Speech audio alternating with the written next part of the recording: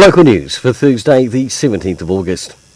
The Wairarapa will be included under the government's ambitious plan to improve water quality in our rivers and lakes, according to local MP Alistair Scott.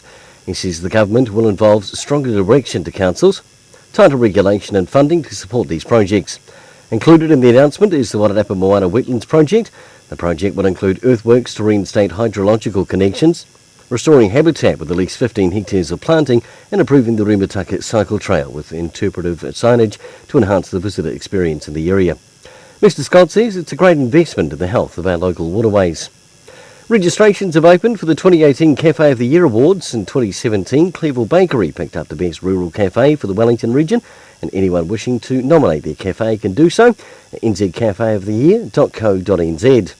In sport, Makalda took out last night's secondary school boys rugby competition, beating Wairarapa Blue 41-27, and Rathgill won the under-15 title, beating Wairarapa College 36-27.